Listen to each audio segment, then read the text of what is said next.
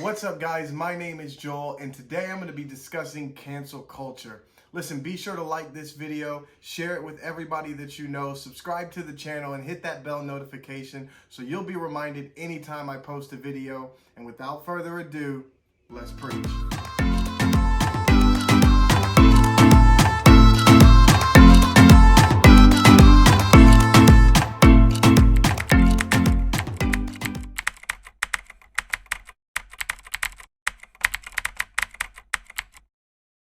All right, so as always, let's get into the basics and let's break down what is cancel culture. And I looked up on good old Urban Dictionary to get the absolute best definition of what cancel culture could possibly be. And this is what it said, that it is a bunch of narcissistic psychopaths that have attempted to vilify anyone who disagrees with them on social media. Personally, I like the definition. I'm kidding. So what is really cancel culture? I think cancel culture is this phenomenon. It is this trend that has grown great traction over the years, and it was really branded and given a name back in 2014 when people started hashtagging it. But I do think it's been around for a lot longer than that. But what is cancel culture? Cancel culture is a group of people who have taken it upon themselves to cancel politicians, prominent figures in entertainment, corporations, companies for their lack of political correctness. I do believe that the initial foundational idea of cancel culture was not that of actually canceling people, but it was to hold people in corporations, public figures, prominent figures of entertainment accountable for their actions and statements. However, I do want to say that the current temperature of cancel culture today is one that has lost all its own accountability. It no longer is accountable for itself. And it's willing to cancel anything and everything that it finds or deems offensive, even if it's speaking for somebody else. Like, they're willing to cancel things that are deemed racist, but yet they're not black, but they're calling for the cancellation. Like you don't speak for me. I can speak for myself. I don't need you speaking for me. If I feel that something needs to be addressed and somebody needs to be held accountable, best believe I'm going to throw up a Facebook post, I'm going to throw up a tweet, it's going to get handled. I don't need you to speak for me. But we now have allowed cancel culture to get so destructive and so dangerous that it has no accountability, and nobody can seem to reel in cancel culture. It's literally coming for anything and everything. So that brings me to the next question. Is cancel culture good for society? And I think there are pros and I think there are cons to what cancel culture is about. And one of the pros, I think, is that cancel culture in its inception was created for marginalized people who felt voiceless in the face of injustice. But the problem with that is it has now created even more cyberbullying.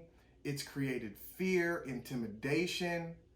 People can't voice their opinions. People are afraid to speak out on any issue that might go against the popular belief. And that's simply not okay. You and I have a right to disagree. Anybody watching this video that doesn't like what I'm saying has an absolute right to not like what I'm saying. But I have an equal right to continue to say what I'm saying. And you can disagree with that all you want to, but we both have those rights. And the beauty of disagreement is we can sit down and have a conversation on why you disagree with me and why I would most likely disagree with you, and come away with it more intelligent, hopefully, or come away with it learning something about one another that we might not have known prior to our prejudgment of what we heard or what was done. Cancel culture doesn't allow that. Cancel culture makes a judgment, a predetermined decision based on a statement or an action to then cancel somebody's entire life based on one statement, one action, one opinion, or disagreement. Another pro, though, would be that cancel culture in its foundational state gave a voice to those who felt like they didn't have one. And I think that's great, right? I think we should all stand up for other people. Compassion, see, I think we mix words. I think this would be a better termed or better coined like compassion culture. Now that's kind of lame. I'm sure somebody else out there could come up with a better terminology or a better hashtag for it. But if you look at the definitions, canceling something means to turn to nothingness, while compassion means to suffer with. So if you're advocating for someone, if you're trying to raise your voice for somebody whose voice is not being heard, you're not essentially being a part of cancel culture, but you're having compassion for a race of people, a group of people, or one single person. And I think we need more of that. And I think that's what originally people across time have done, is they have voiced their opinions, voiced their concerns for those whose voices were not heard because they had compassion. But this idea that we're going to, because this is deemed offensive, it's not good for anyone. I don't know if I can agree with that. I don't know if I can agree that Mr. Potato Head is not good for everyone. And I honestly don't think you have the right to determine what is and is not good for me. I can determine that on my own. Or at least I can have God help me determine that on my own. I don't need somebody telling me that I can't call Mr. Potato Head when I done watched Toy Story my whole life and wanted a Mr. Potato Head. So the problem is that this is not productive and it does not bring about actual social change. Because what it's doing is it's creating an intolerance for a specific group of people who do not necessarily agree with the popular trending belief. So, to answer my own question, I do not believe that cancel culture is good for society because I simply don't believe that the end justifies the means. Now, if you haven't figured it out by now, I'm a Christian. And those of you who know me already know that. And so I have to throw this in here because I think it's important. But I guess, like, anybody remember those WWJD bracelets that everybody used to run around back when I was like 2? What would Jesus do, right? I kind of like that question because I think that a lot of times, especially with this, like, Christians want to see if they can put Jesus into they want to ask the question, does Jesus fit into cancel culture, or would Jesus be opposed to cancel culture? Like, which one is it? And I love playing this game because I think that it's fun. And so I do want to ask this question, and you can leave your thoughts and opinions or answers in the comments. But would Jesus advocate for cancel culture? There's a narrative in John 8 where two groups of people, scribes and Pharisees, bring a woman who was caught in the act of committing adultery, and they bring her to Jesus. Now, understand, scribes, for those who don't know, scribes were a group of people who drafted legal documents or penned legislation. And Pharisees were a social movement and a political group who sought to influence governmental leadership and people to progress their own agenda. And so these two groups bring this woman to Jesus and demand she be stoned. And Jesus's response was one that I think we could all replicate and garner wisdom from. He kneels down in the dirt and he begins to write. And most theologians and historians and smarter people than me believe that he was writing the sins of those who had stones in their hands in the dirt. And he looks up at these people after he gets done writing. And he utters these words that most of us, if we've been in any type of church service, we've probably heard it. He says, "You without sin, cast the first stone." In other words, he's saying, you who've never made a mistake, you who've never failed, you who've never done anything wrong, said anything offensive, done anything offensive, you go ahead and throw your stone. Jesus in this moment, I believe, was confronting the cancel culture in his day. And rather than judge and pick up a stone himself ready to throw at the woman who was caught publicly making a mistake, he chose to restore her. He chose compassion over canceling. He chose to be an advocate versus being an accuser.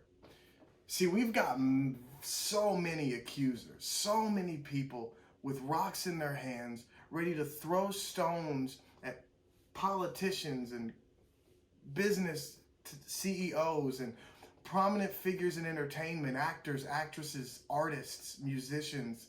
They're ready to cancel and stone these people because it's easy for them, because they'll never know them. See, they don't realize this very important fact. They have the privilege, as well as you and I, we have the privilege of failing in private, while others that they are accusing and canceling have to fail on a public platform. And James 4:11 through 12 says this: "Do not speak evil against each other, dear brothers and sisters. God alone, who gave the law, is the judge. He alone has the power to save or destroy. So what right do you have to judge?" Cancel culture makes the public a judge. And it's kind of hypocritical because I'm pretty sure every one of us at some point in our lives, and some of you watching this video might actually know somebody or have this tattooed somewhere on your body. Only God can judge me. And what a hypocritical thing to say as you're canceling an individual for making a mistake or doing something wrong, that you then turn around and look in your past and say, can't call me out on that. Only God can judge me. How disrespectful are you? How hypocritical are you?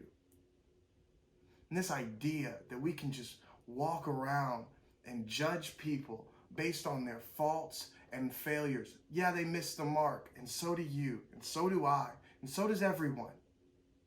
Nobody deserves to be canceled.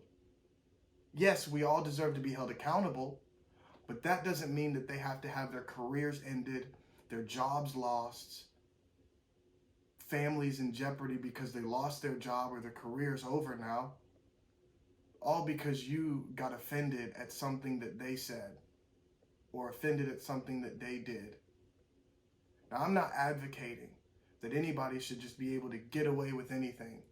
Yes, we need to hold people accountable, but we've got to have grace and mercy and love for these people that says, I know you missed the mark, but here's a chance to get back up and start again. The difference between an accuser and an advocate is posture. The posture of an advocate is one of Jesus. It's down in the dirt. It's one who is willing to get down in the failure and mistakes of another and lift them up. While the posture of an accuser is one standing in arrogance with rocks in their hands, ready to cancel and destroy the life of another. Listen, we need to stop this ignorance and hypersensitivity. It is not our responsibility to judge anyone in a way that leads to condemnation, but we are to operate in love, grace, mercy, and most importantly, forgiveness. Because to whom much is given, much is required. and those who have been forgiven much are required by God to forgive much. Understand, it is grace that sets people free, not law, not legalism, not political correctness, and certainly not wokeism. It's grace that sets people free. And to those who advocate for cancel culture, those with rocks in their hand, what if we broke the seal on your past? What would we find? And would what we find call for your cancellation? Listen, thank you for watching this video. I love you. I'll catch you in the next one. And always, let's preach.